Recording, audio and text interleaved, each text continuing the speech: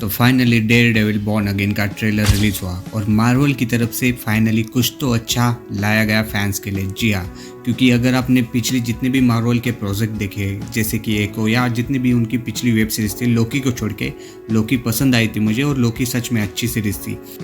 तो Loki series के ही director इस डेयरडेविल बॉर्न अगेन सीरीज को डायरेक्ट कर रहे हैं। और जी हाँ, ये सीरीज का ट्रेलर देख के मुझे ऐसा लग रहा है कि मार्वल इज़ बैक। जी हाँ, जिस तरह से उन्होंने एडेप्टेशन की है, जो नेटफ्लिक्स की अपने अगर ओरिजिनल डेयरडेविल सीरीज देखी होगी, जो कि 3 सीजन्स थे उसके, वो कि एक कल्ट क्लासिक मानी जाती है। आज भी अगर मैं उस सीरीज़ को देखूंगा कि मेरे हाई अगर मेजॉरिटी में बात करूँ तो वो टॉप पे रहेगी, क्योंकि उसका जो डिलीवर रेशियो था, जिस तरह से वो सीरीज़ डिलीवर करती है और एक एक कैरेक्टर से आप पर्सनली जुड़ जाते हो, जिस तरह से आप मैट मर्डॉक और विल्सन फिस्क के कैरेक्टर के साथ जुड़ जाते हो और दोनों के आइडियोलॉजी आप समझ पाते हो। अगर आप सभी ने पहले वाली डेयरडेविल देखी है, यानी कि जो नेटफ्लिक्स पे रिलीज हुई थी, जो जिनके 3 सीजन थे, तो आपको पता ही होगा कि उस सीरीज़ की लेवल क्या हाई थी। मतलब बहुत ही रियलिस्टिक फील होती है आपको वो सीरीज़, जिस तरह से मैट मर्डॉक और किंग पिन का कैरेक्टर दिखाए गए हैं और जो दोनों की पर्सनालिटी है, दोनों के जो अलग अलग आइडियोलॉजी है, और जिस तरह से डेयरडेविल और किंग पिन दोनों के बीच का क्लैश दिखाया गया है ना, और वो सीरीज़ बहुत ही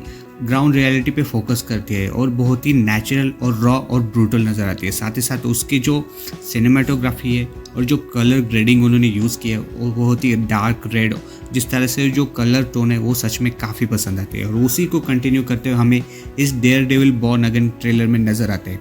जी हाँ, नेटफ्लिक्स ने बहुत ही अच्छा डिसीजन लिया है कि उस सीरीज़ को जो जिस तरह से उन्होंने कंटिन्यू किया है, मतलब अडोप्टेशन ही आप कहोगे, उस सीरीज़ को उन्होंने कुछ तोड़ा मोड़ा नहीं है, अपने तरफ से कुछ नया इनपुट नहीं ऐड किया। जी हाँ, कुछ नए इनपुट उन्होंने ऐड किया, लेकिन उस जहाँ पे सीज़न 3 ख़त्म हुआ था उसी को आगे कंटिन्यू करते हमें नज़र आते हैं।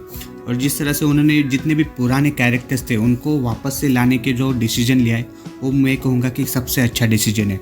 और जिस तरह से डेयरडेविल का जो कैरेक्टर दिखाया गया है और जो स्टार्टिंग में हम सीन देख रहे हैं कि किंग पिन और डेयरडेविल, मतलब यानी कि मैट मर्डॉक और विल्सन फिस्क दोनों आपस में बैठ के बात कर रहे हैं, मतलब किसी ने सोचा भी नहीं होगा कि दोनों डिस्कस कर रहे हैं। और जो टेंस का माहौल हमें नज़र आ रहा है कि कुछ भी हो सकता है, और दोनों बहुत ही मैच्योर कॉन्वर्सेशन नज़र आ रहा है। और आगे हमें ये नज़र आता है कि विल्सन फिस्क अब मेयर बन चुका है, और जिस तरह से वो मेयर बनने के बाद जो कुछ भी वो करेगा, जो कुछ भी वो कैओस लाएगा, मतलब डेयरडेविल कैसे सामना कर पाएगा विल्सन फिस्क का, वो देखने में काफ़ी मजा आएगा। और आगे वाले ही शॉट में हमें नज़र आता है पनिशर, और जिस तरह से पनिशर और डेयरडेविल का कॉन्वर्सेशन दिखाया गया है, वो सच में लगता है कि काबिल तारीफ होने वाला है वो सीन। और दोनों का बैटल देखने में भी काफ़ी मज़ा आता है। और भी बहुत ज़्यादा नए कैरेक्टर्स भी हमको नज़र आते हैं, जिस तरह से मास्क मैन भी नज़र आता है। वो कौन है वो हमें सीरीज़ आने के बाद ही पता चलेगा।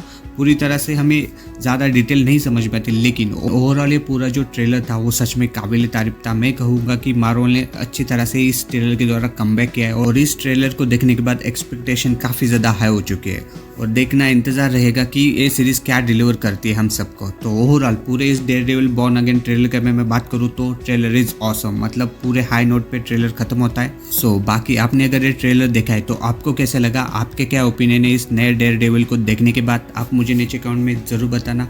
वीडियो अच्छा लगा हो तो चैनल को ज़रूर सब्सक्राइब करना। मैं मिलता आपको नेक्स्ट वीडियो में।